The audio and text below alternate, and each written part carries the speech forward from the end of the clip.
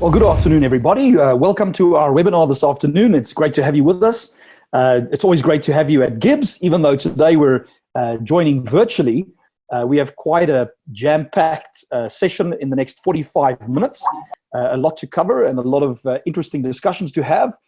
I should also say that we will be recording the session. And so if you want to circle back to something, touch on something later on, that will be available to you as we share the session. And also, if you have colleagues or friends that you'd like to have join the session, please send them a tweet, send them a WhatsApp. As background as well, I'm very fortunate to be joined by a couple of my colleagues today. First of all, Abdullah Varashia, who's a fellow strategist at GIBS, does strategy work around the world, teaches on the GIBS MBA. He'll be giving an input a little bit later today. I've also got an input from a futurist based out of London, and so we'll be circling to him to get a perspective on the pandemic. So I think that's most of our audience that have joined us, and so with that, let's get started. The first thing I want to do is to share my screen here and talk to you about a futurist by the name of Alvin Toffler. Give me a moment here to get my screen shared. That should come up for you shortly. I'm going to ask my colleague here assisting me to confirm that that's visible to you. And so you would see there that I'm talking there about a colleague called Alvin Toffler. Alvin Toffler is a futurist who in the 1960s, 70s, very famous, wrote a book called Future Shock. Now, in this book of Alvin Toffler's Future Shock, he talks about what happens to individuals when they go through a situation where the rate of change is faster than what they are able to process or integrate. When the rate of change is faster than what they are able to process and integrate. And he talks about going through this moment that he calls future shock, that very often companies, individuals, they experience something that is so overwhelming that their old ways of thinking or their old mental models don't help them understand the situation. A lot of us, when we make decisions, we act out of a place called hindsight, where we use past experience, past data to inform our decision-making. But when the environment around us changes really quickly, then we get overwhelmed. Those old insights, what we call mental models that used to guide us, are no longer relevant, and we need new insight. And so as people working in the field of future studies or foresight, we talk about developing strategic foresight, being able to understand what is happening in the present and the future, and being able to adapt our strategy according to that. And so this situation that we find ourselves in with this COVID-19 pandemic worldwide has put the world really in an environment where we're in a state of future shock.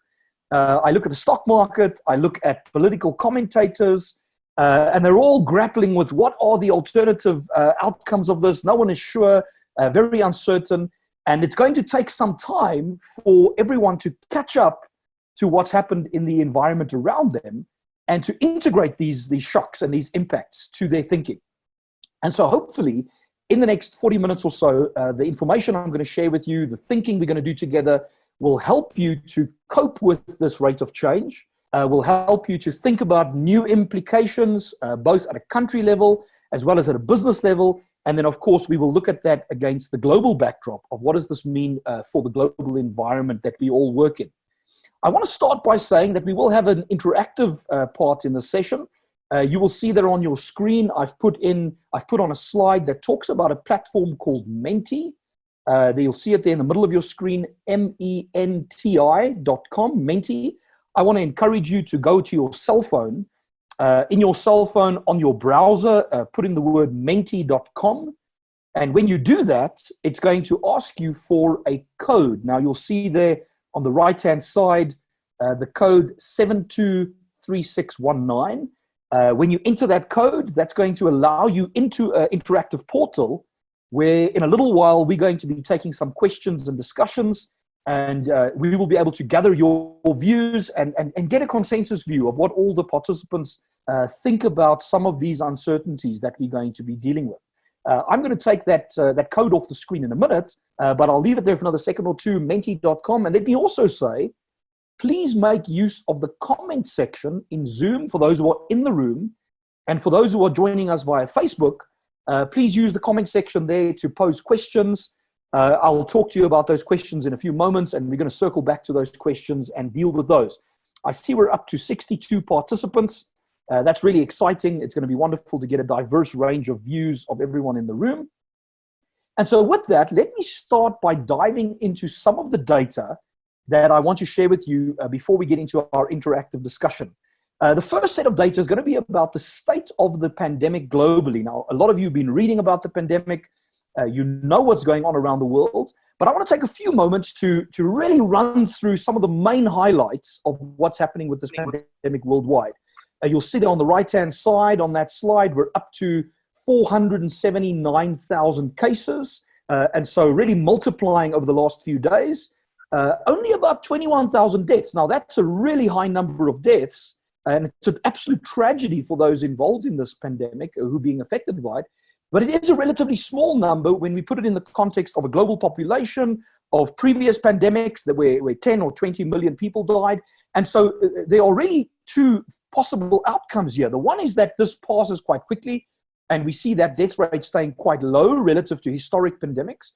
The other view is that we really only are at the beginning of this pandemic. If we look at that map, we know, of course, that this started in China. China had about 75,000 infections. It then moved towards the west into Europe, Italy, Spain being hardest hit. And then, as we've seen in the last week, has moved very rapidly into the US. Commentators around the world now saying that the USA is now the hardest hit of all countries, and that, in fact, the center of the pandemic, the epicenter, as they call it, has now shifted into the US and particularly in New York. And so what we're really seeing is that the pandemic has shifted around the world, and it raises the question for us here in South Africa is, will the pandemic's center, will the epicenter shift to Africa? And to what extent are we going to be affected? And we're going to grapple with that a little bit later in our discussion. Now, I want to zoom in for a moment on the experience of Italy, because I think the experience of Italy is probably critical to us where we are in the world right now. We're about a month behind Italy in terms of the pandemic hitting. You'll see there on the slide that on the 26th of February, Italy had only 322 cases. Now, that sounds a bit like South Africa last week, 300 and something cases, up to 700 yesterday.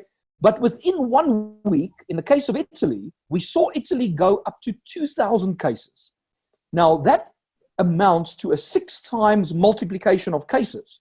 And at that point, Italy should have been very, very worried about where this might head. They should have taken drastic action.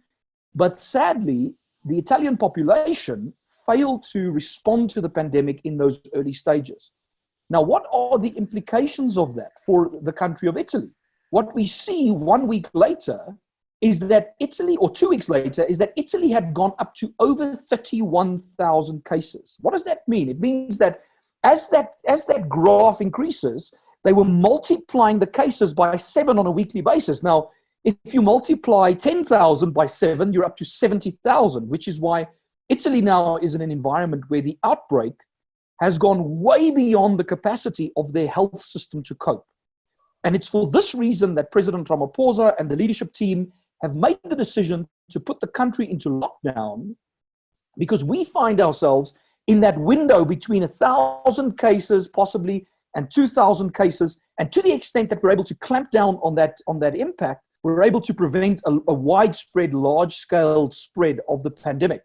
If to give you a sense of that, how this has happened around the world, Gregory Dacko here saying it took 3 months to reach 100,000 cases globally. It took us 10 days to reach 200,000 cases.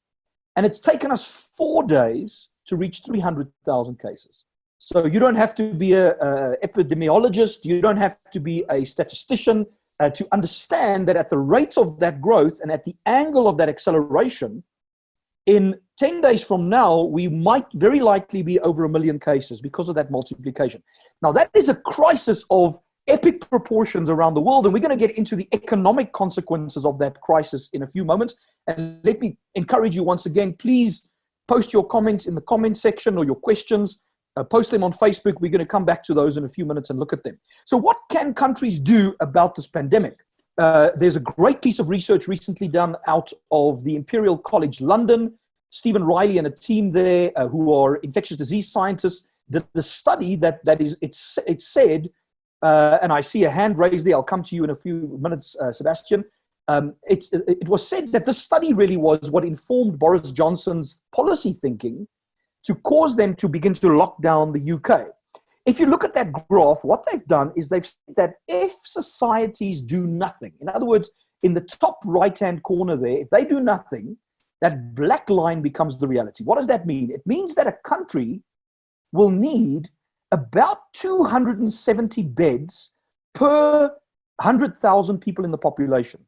270 beds. Now, what does that mean in a country like South Africa? Well, with 59 million people, South Africa would need 150,000 critical care beds. I think we have about 7,500 critical care beds in our hospitals.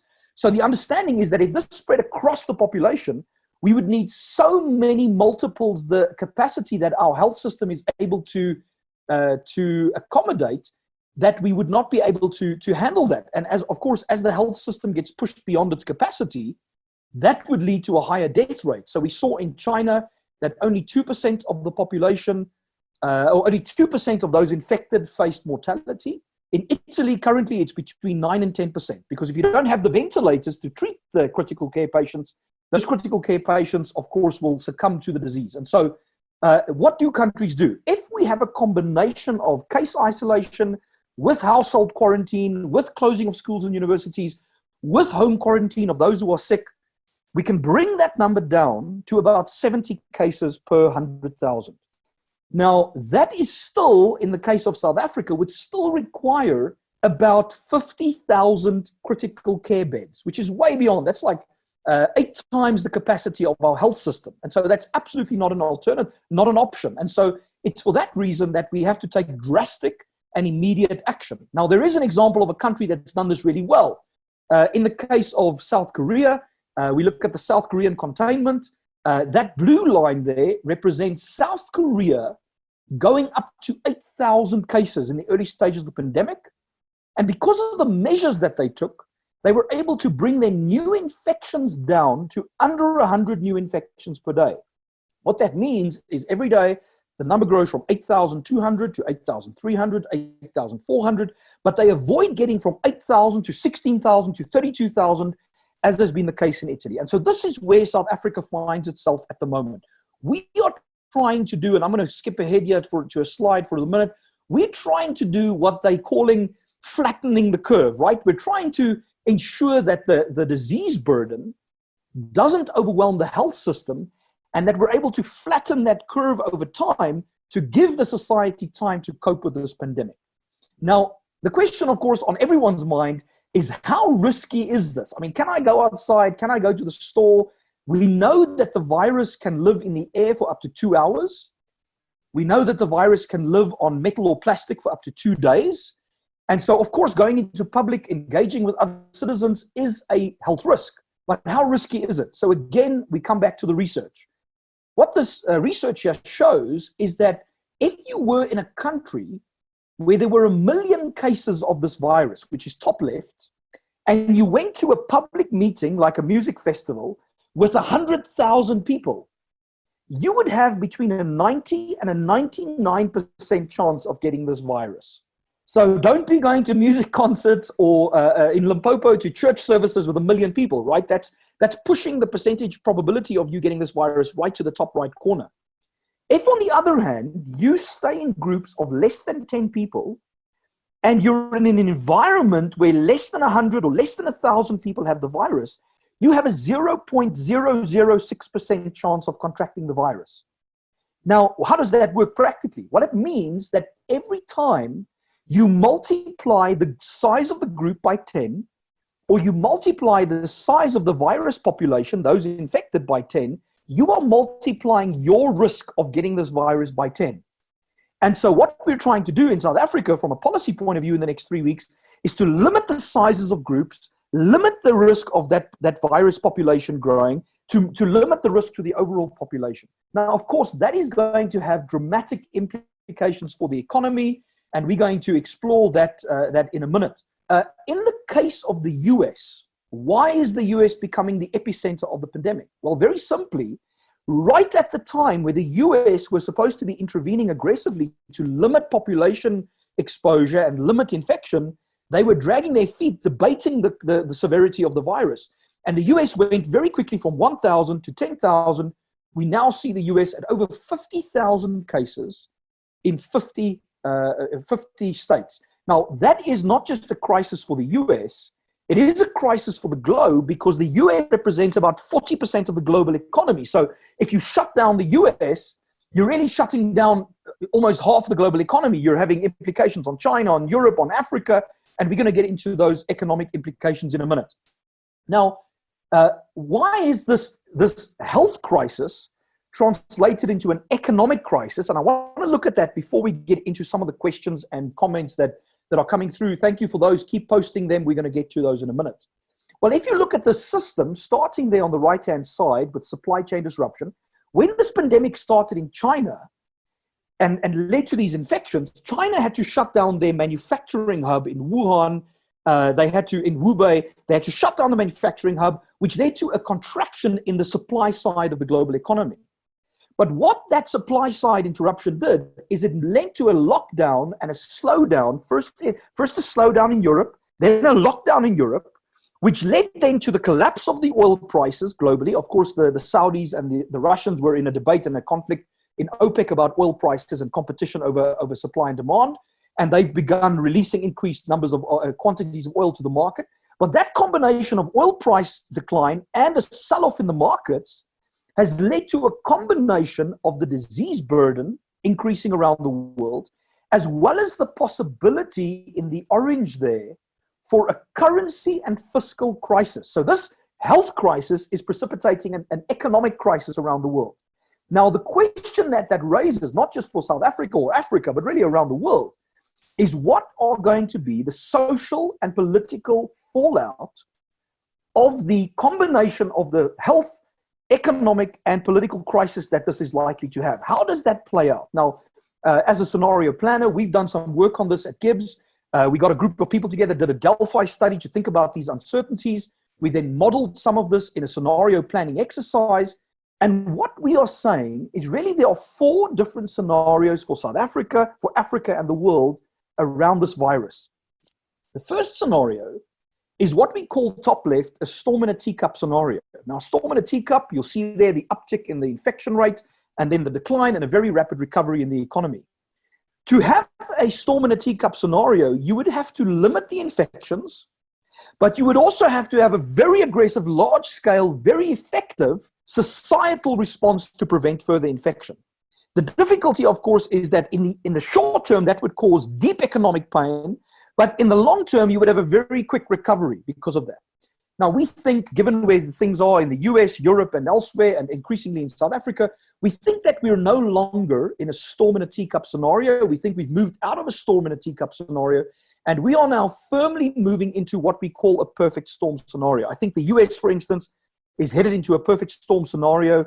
If you take the factors that the US is a large country with a large population, highly interconnected through air travel, through rail travel, through road travel, especially in the cities. It is a liberal population, very democratic. It is an economy that is very susceptible to shocks in the consumer segments of the market. And so the US is certainly in a perfect storm. Some of the countries in Europe, in the southern parts of Europe, Italy, Spain, are in a perfect storm. The UK is headed to a perfect storm. That means high levels of infection, massive economic impact, and raises question marks around the shape of the recovery. And we're going to get into that conversation about what does the recovery look like in a minute. It is possible that we move from a perfect storm into an after the storm scenario. That would mean that South Africa or somewhere in the world, we would have to find a medical solution to this problem. This problem is not going to go away quickly unless we find a medical solution. Now, that might happen. There's billions of dollars being invested in finding a medical solution, finding a treatment, finding a therapy, and that is a possibility. There is also the possibility that because of a combination of climate, biological or other factors which are out of our control, which are very difficult to measure, that we might move to the top right to what we call an Africa spared scenario. We think that the Africa spared scenario is unlikely. But climatologists combined with pandemiologists are saying that if we look at the patterns of previous pandemics, it might be that might be the case. Now, we're going to explore those scenarios together. In a minute here, we're going to take some of your questions, and I'm looking forward to taking those.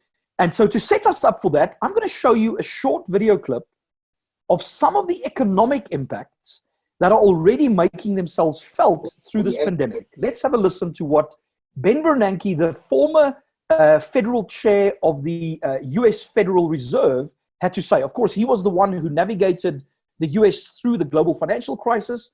Let's have a listen to what he has to say. Bernanke, if you could, I've seen you now say that you think this is like, but given some of the steps that the Fed is taking, when she finally got home, how do you think about it? stop. And got Well, the financial crisis strangely silent. started. Where it started. And the loss of confidence in the financial system. My mother's voice called back. I'm in the cellar. That was strange. Economy. In this case, it's kind of Cold and cold, and they all hated going down there. My mother called back. I found something. putting a lot of businesses into hiatus. So, Adams lit a tiny candle. Lending to those firms are taking losses or will take losses, and so the infection, so to speak, is going in the other direction from the economy to the financial system. There's a lot of stress in the financial system now. The good news is that we came into this with a much stronger banking system, a much healthier financial system than we had in 2007. So I'm hopeful that it'll stand up under the strain and help us, be a positive force in getting back to normal. Jim Bullard just spoke with us and suggested that we walked into this in a 4% unemployment world, that maybe we spike at some kind of 30% unemployment in the second or third quarter, but that he could see us in at the end of the year or early 2021 being back at 4%. Does that make sense to you? There are some questions about sort of this snapback idea and whether that's possible. Well, it is possible. There's going to be a very sharp, short, I hope short, recession in the next quarter or two, because everything is shutting down, of course. And the GDP figures are calculated on an annual basis. So if activity is 10% lower this quarter than last quarter, you multiply that by 4 and you say, well, there's a 40% rate of decline. So you can see some really scary numbers. And unemployment is going to go up, although maybe not to 30%. So whether or not we're going to snap back depends on a couple of things. It depends, first of all, on the course of the virus. Will our social distancing strategy work? Will the virus begin to die down? Will it perhaps be less dangerous in warmer weather? Will we bend the curve enough that the hospital system can handle the number of cases? So the length of time that we're shut down is going to be important. And then the second factor will be, can we keep the economy healthy or at least functioning throughout this shutdown period? And one of the things you mentioned, the Fed, what the Fed is trying to do is make sure credit is available. So lots of businesses which are losing revenue because they're shut down will still be able to survive. And when the all clear is sounded, they'll be able to start back up again. So if there's not too much damage done to the workforce, to the businesses during the shutdown period, however long that may be, then we could see a fairly quick rebound. But there's also the possibility that bankruptcies and people being laid off or not finding jobs during the shutdown period means it takes longer for things to get back to normal. Right. So some real cause for concern. I'm going to comment on some of those things that were said in a minute. But what I want to do first is go to my colleague. Ulrich Linde is a CIMA qualified professional out of London. He's been assisting me on some projects, and I've asked Ulrich to join us today to engage with some of the questions, both on the Zoom platform. You've been putting your questions into the comment section, as well as through social media, Facebook, etc. Ulrich, can you give us a view on broadly sort of what are the emerging trends among the participants in terms of questions that they have? Hey, Marius. Yeah, just looking through it, I'm picking up on the various, trying to pick up on the different platforms. At the moment, just the first comment, I don't know if you saw that, was can you maybe just go through your presentation in the presentation mode instead of the working mode? as it kind of limits the size of what everybody can see. But yeah, no, just want to encourage everybody, put on some questions onto the to everyone, so I can pick it up and put that in trends, and then I'm still working on the social platforms to see what we can get from there. Thank you, Ulrich, and we will certainly do that in presentation mode. There has been a glitch previously in doing that, so I intentionally avoided that, but we'll do that going forward. I want to go back for a second here to the comments that Ben Bernanke was making and the implications that he paints there. So if we look at the rationale of what he was saying, we see there in 2008, 2009, the global financial crisis, he says started as a financial system crisis. So it was a collapse in the derivatives in the financial system that led to a shock on the liquidity and the credit. So companies couldn't borrow because banks were in decline. And so government had to bail out those banks, and that puts pressure on the real economy. So the medicine that the Federal Reserve gave the economy, and around the world, similarly, countries did that to QE or quantitative easing, led to a recovery in the real economy. Now that raises the question, in this environment, what he's saying is that this started on the other end, in the real economy, that the virus has disrupted the real economy.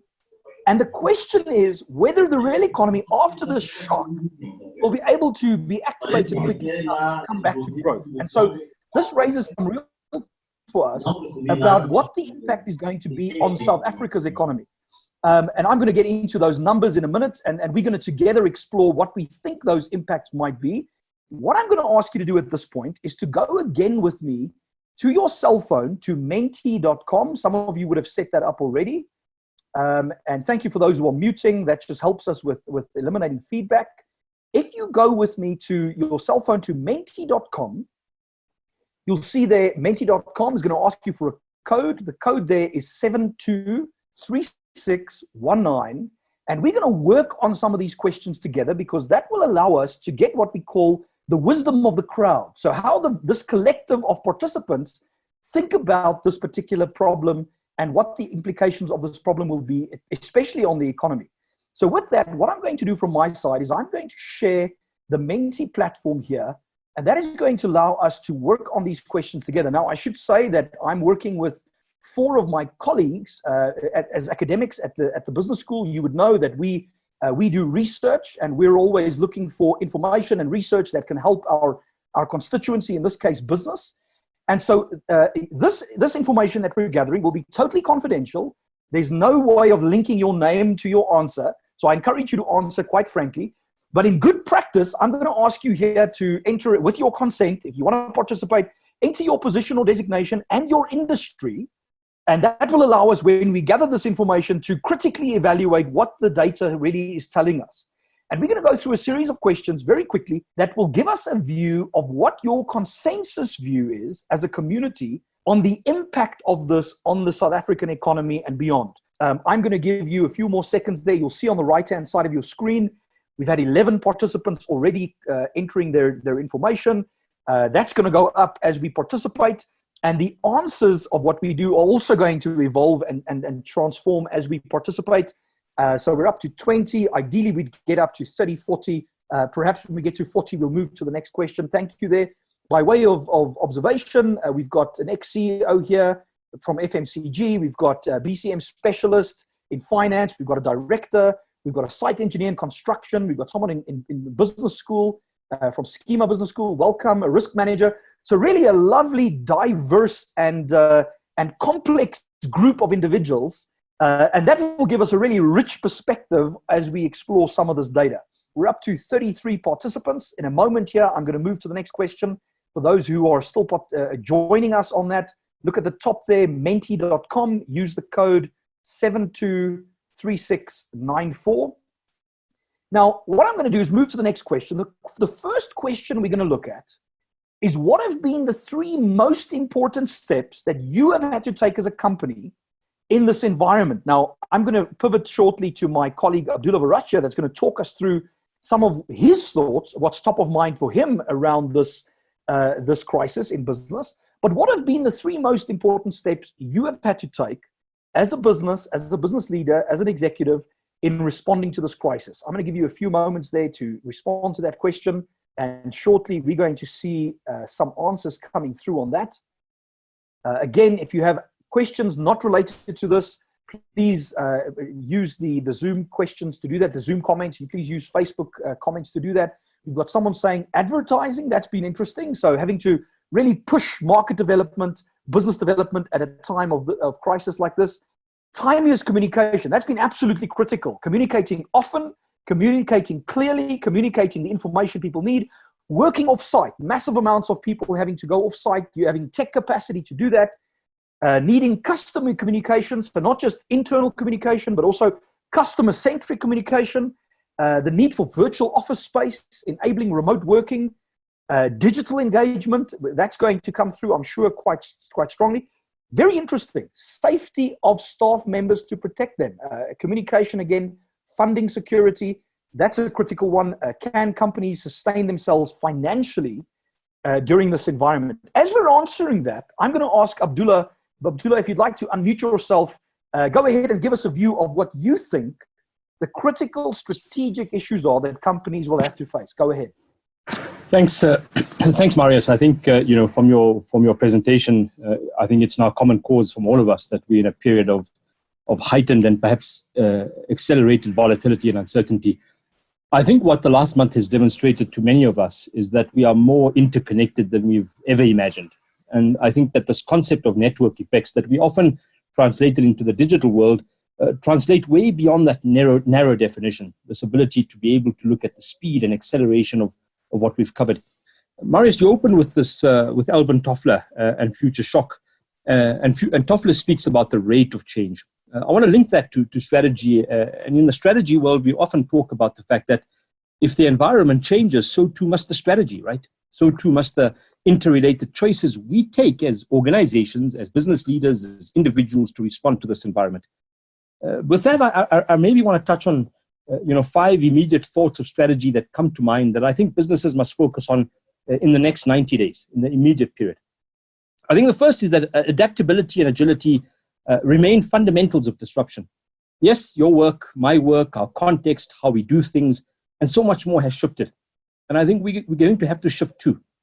Talking about it ad infinitum won't solve it. It's really about our ability as individuals, as businesses and organizations to adapt. And the speed at which we do this is what will really set businesses apart.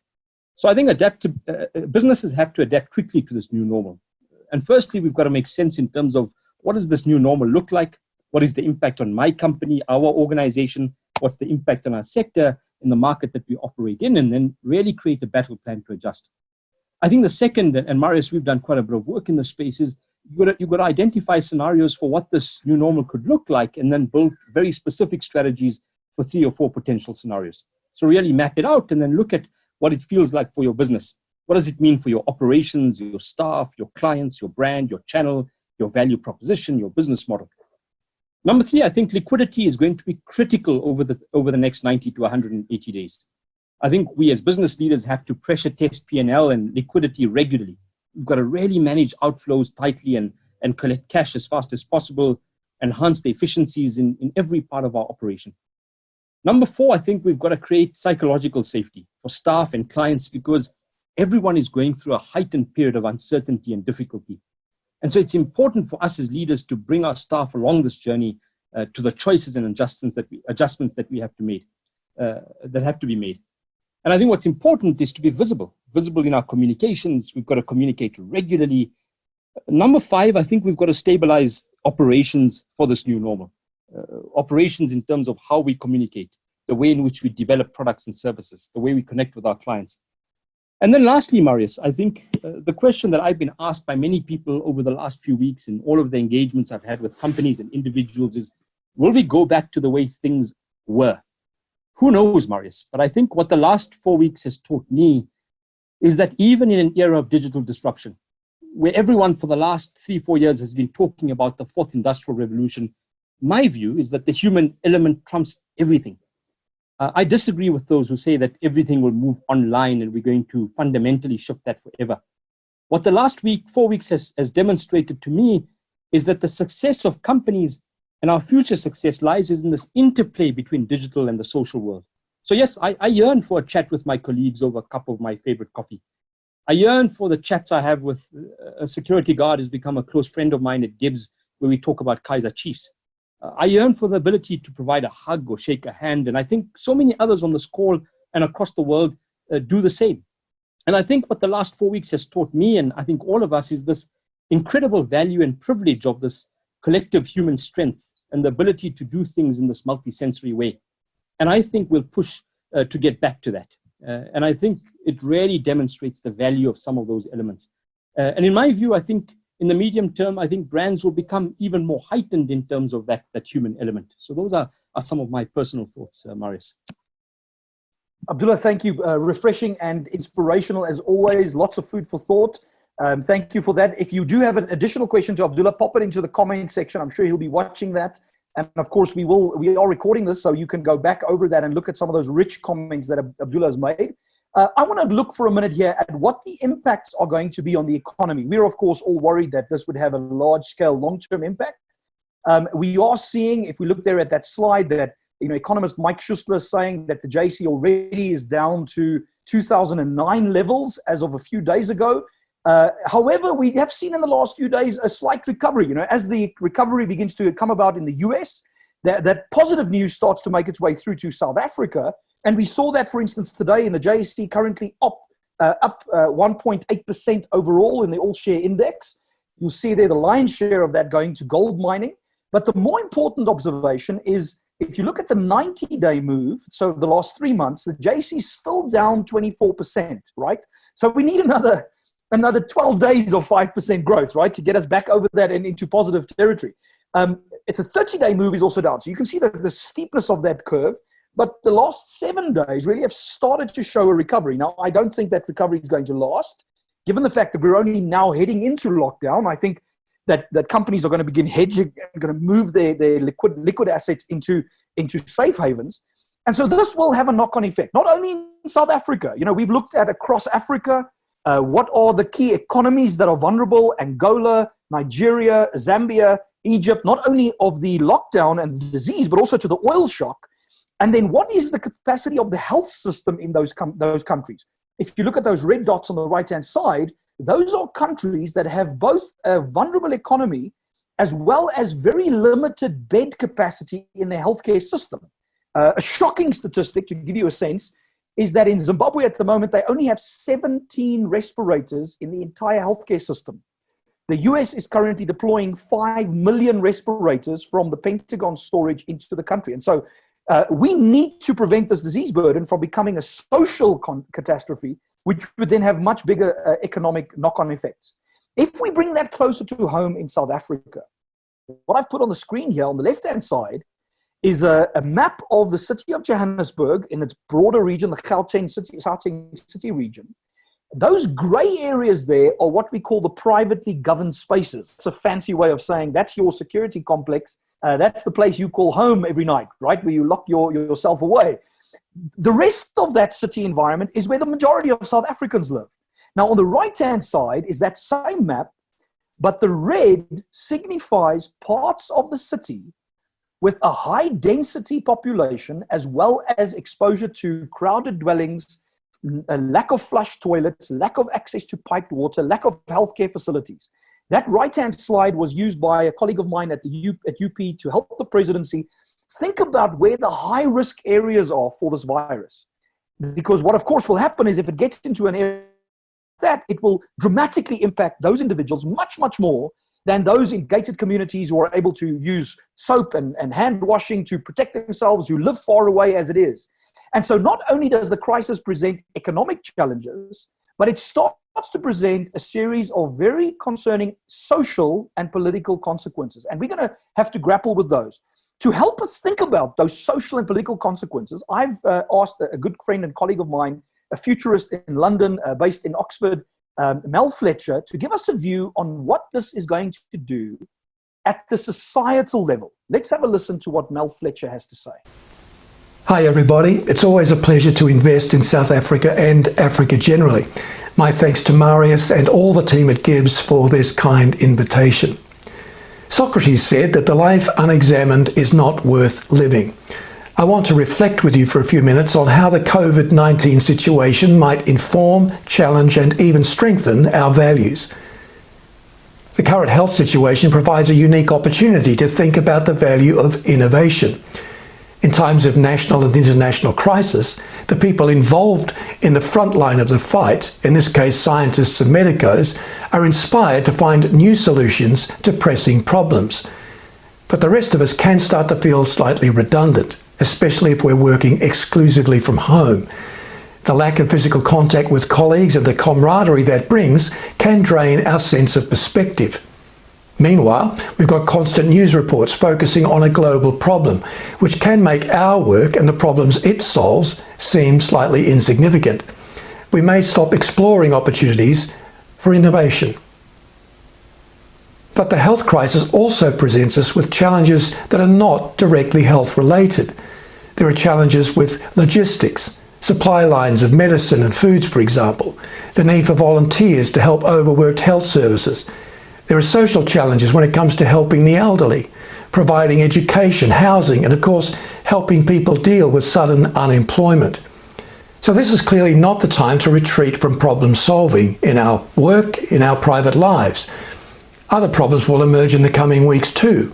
In some ways, those who look for likely human need beyond the crises will emerge with greater influence. You see, influence isn't a product of spotting trends before anyone else does. It comes to those who can spot likely needs that will emerge on the back of the trends and prepare solutions ahead of time. The COVID-19 emergency also gives us the opportunity to consider our autonomy, especially in the age of growing automation. Digital technology is providing hugely helpful benefits during this COVID-19 emergency, a fact that's illustrated well in this webinar. But for all of its benefits, not all of the effects of digitization are benign. In the next 15 to 20 years, we're likely to see 800 million human jobs become automated on a global basis. Of course, new technologies always create new types of work too. But the challenge this time is the speed with which automation will occur. Can we transition quickly enough from one entire livelihood to another? That's why we need to start teaching young primary school children problem solving and transition skills. We also need to equip adults with anxiety management skills, especially in this time. During this season, we might need to be more discerning about how we engage social media, especially calling out people who promote misinformation, which could help spread the pandemic. We might need to ask more questions about who controls the technologies we love and use. What are their motives? Often big tech companies provide services not for altruistic reasons, but to gather data, which is after all their primary currency. We might need to look more closely at the impact of cashless payment systems and the data they generate and their relationship with growing levels of digital debt in our society. Above all, we might need to reflect in this time on what technology, as helpful as it is, can do to our thinking and productivity. Jacques Ellul was Professor of Sociology at the University of Bordeaux. Writing in the middle of the last century, he noted that from the Industrial Revolution onwards, we started to reduce complex tasks to their simplest parts. We then built machines to replicate those tasks. Gradually, this search for efficiency became a primary goal in our lives. In the process, said Ellul, we sacrificed aspects of our essential humanity. Today, when we use a sat-nav, for example, we're only offered the most efficient route between points A and B. This is just what we need most of the time, but we don't get to explore what might be on either side of that line of efficiency, as we might if we used a paper map. Now, I'm a futurist, so I'm not advocating that we try to turn back any clocks or smash any machines. Technology is vital, even more so in the midst of a lockdown. But technology is not destiny. Our future will not be a product of the technologies we design, but of how we choose to use them. We may need to balance technology's impact on us by humanizing the digital and making extra time for reflection. Why not try to add one new non-tech experience to your schedule today? If we're willing to reinforce the value of both innovation and autonomy, we may find that this health emergency becomes an opportunity to create new solutions, reinforce our humanity, and rejuvenate our thinking. Well, I hope that's been helpful. I'm sorry I couldn't do this live. Thanks for your time. Bye for now.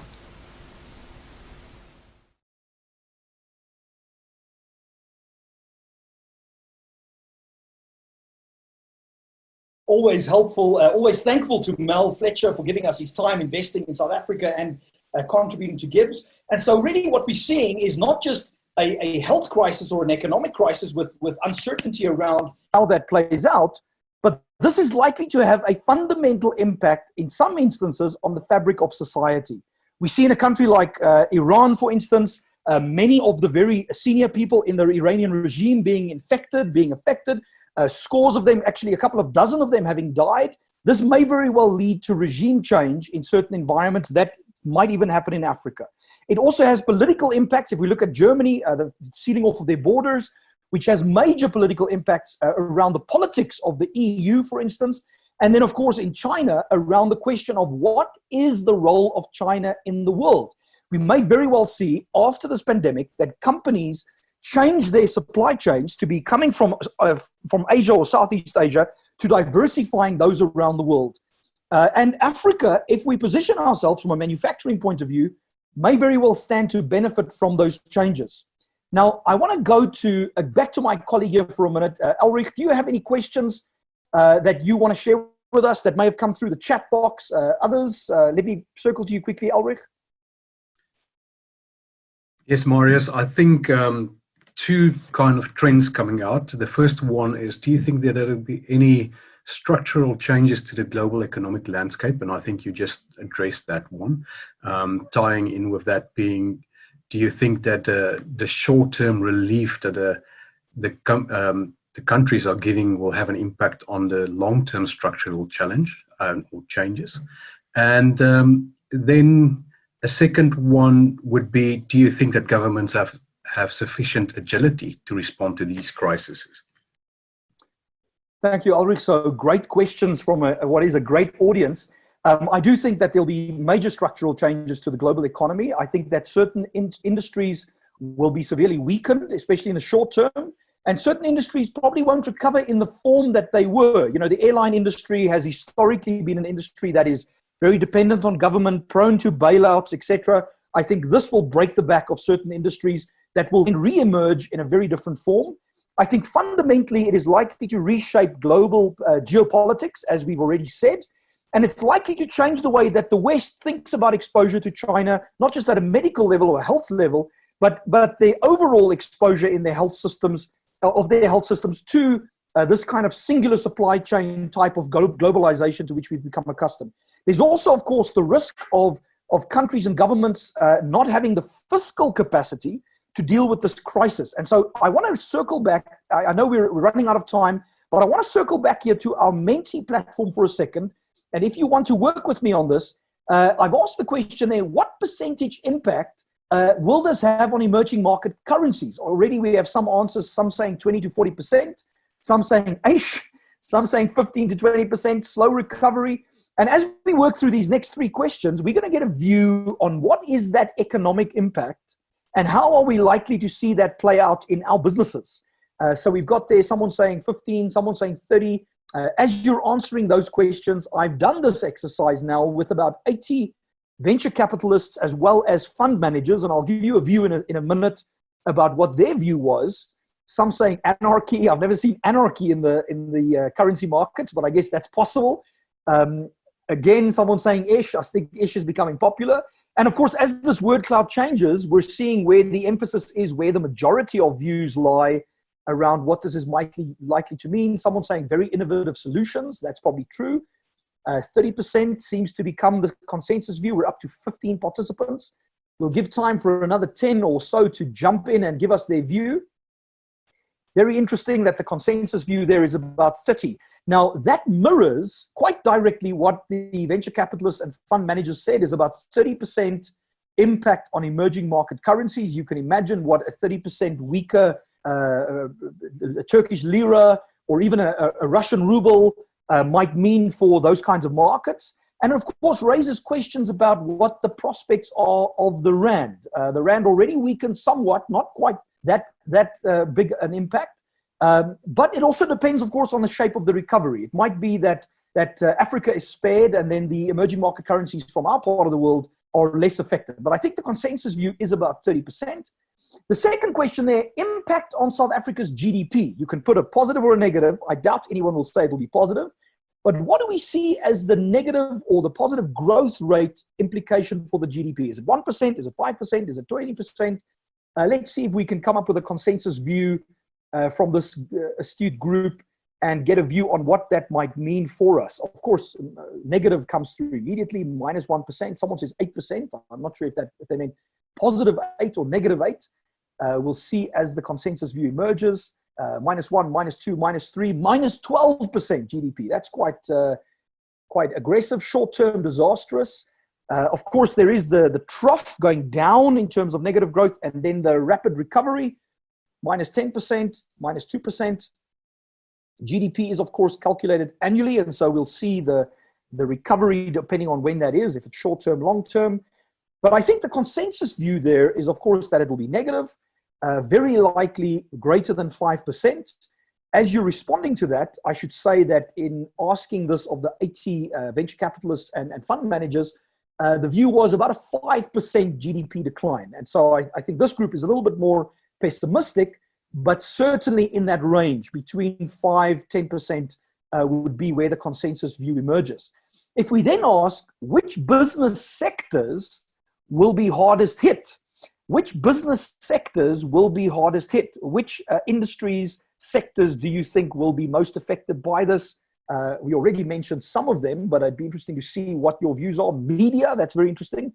Very difficult to do media productions, to do even journalism in this kind of environment. Tourism, coming through strongly. Retail, small business, informal economy. Now, this exercise will give you a very good sense of the structure, not just of the domestic economy, but where in the global economy is the hit likely to be the largest.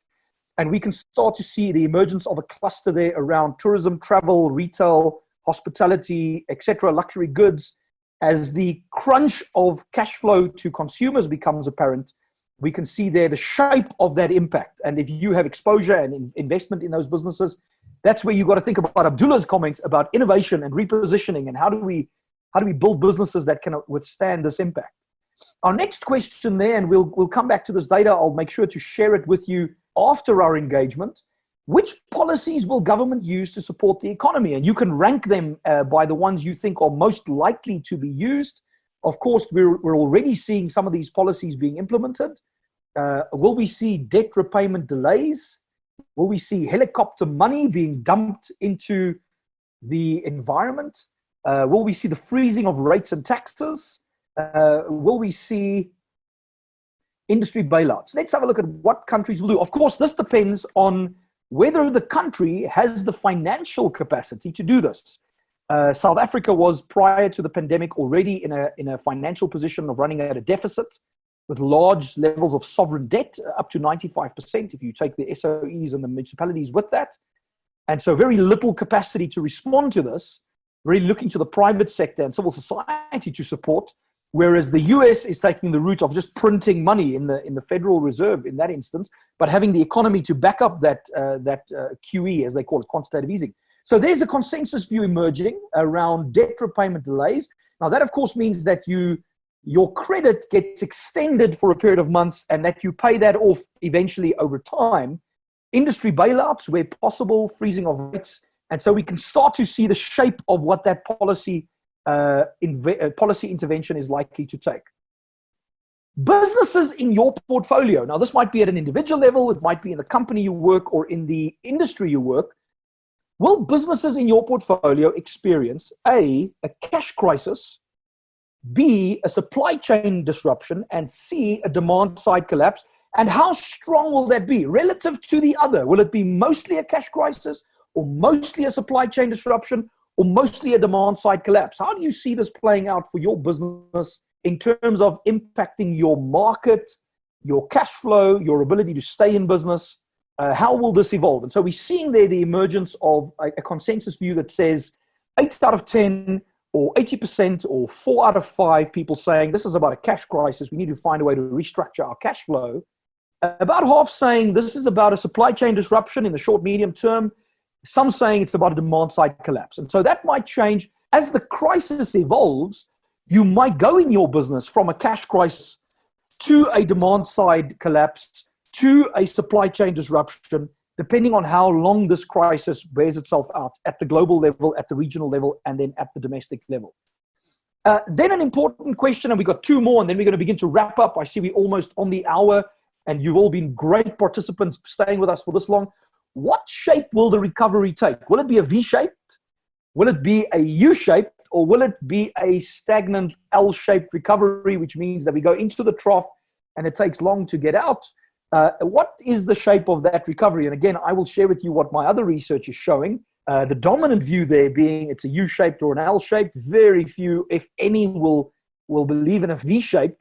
I do think that the V-shaped is possible. As I've said, if there's a medical solution, we might see a surprising V-shaped recovery. But I think U-shape seems to be the dominant view. And I'll tell you the truth, that is in keeping with what other groups like yourselves have said, that this seems to be heading towards a V-shaped recovery. Now, the question, of course, is we went into the crisis over a period of months. We're going to go through the crisis, come out of it.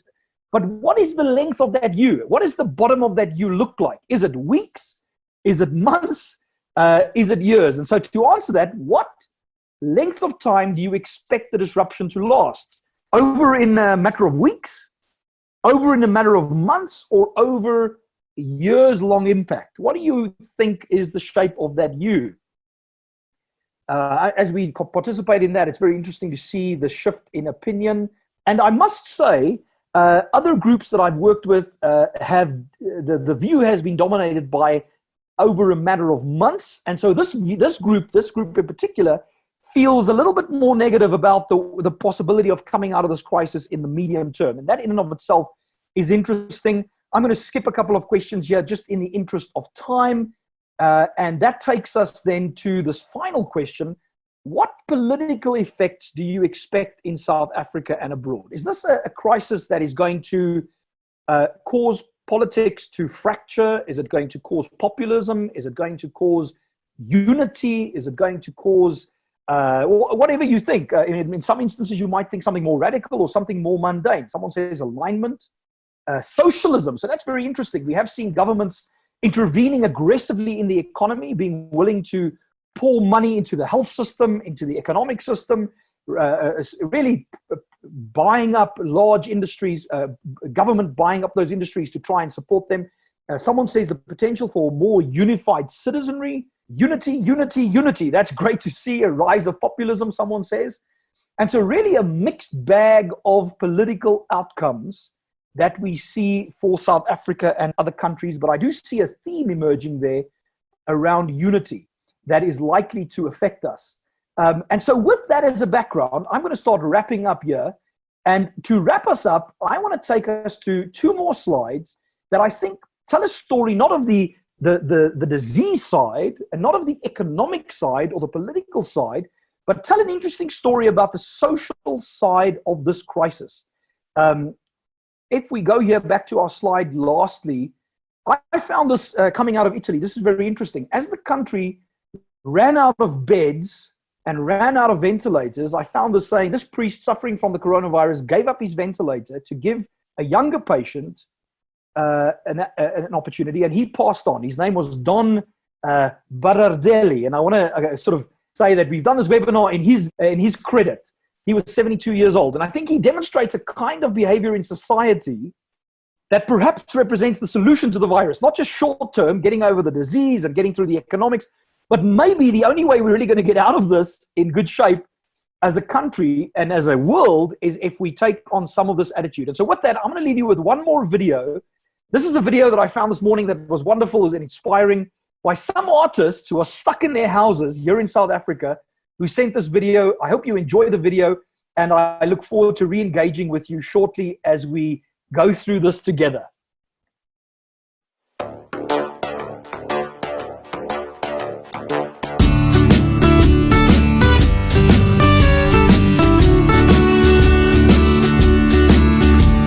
The whole wide world has gone insane. suddenly the things we know are not the same. But that doesn't mean we lose control. 'Cause now's the time to keep from falling apart. We gotta keep love in our hearts. Friends, don't let friends panic by. 'Cause you don't wanna be that guy. Please think of those in need. We got a lot of hungry mouths to feed. What good will it do if you take all the loo-roll? Bro, moenie al die blerrie TP fatty. Leave some pasta for a brother or a mother in need. We all want family tree. The whole wide world needs to work together now. You will see we will be better than ever before. So please don't take any more than you need. Come on now. Friends, don't let friends panic buy. There's enough coming up, so don't take more than you need. 'Cause you don't wanna be that guy. There's enough coming up on the shelf, you will see. Please think of those in need. Think about what you really need. 'Cause we got a lot of hungry mouths to feed. Check, check, check, check. Asseblief, almal, chill net 'n bietjie. Moenie uit friekie, chickie. By die shop, moenie meer koop as jy nie, dis greedy. Eerder al bou 'n seisoen. Consider that they must survive too. They do number twos just like you. So don't be that guy. Los een paar bakken to fly. Sanitize greedy no minds. Worry so guys. We need each other to stay clean to survive. Friends, don't let friends panic buy. There's enough coming up, so don't take more than you need. 'Cause you don't wanna be that guy. There's enough coming up on the shelf, you will see. Please think of those in need. Think about what you really need. 'Cause we got a lot of hungry mouths to feed. 'Cause we got a lot of hungry mouths to feed. Yo, hier is 'n message van Pick n Pay. Shop tot vir die mense.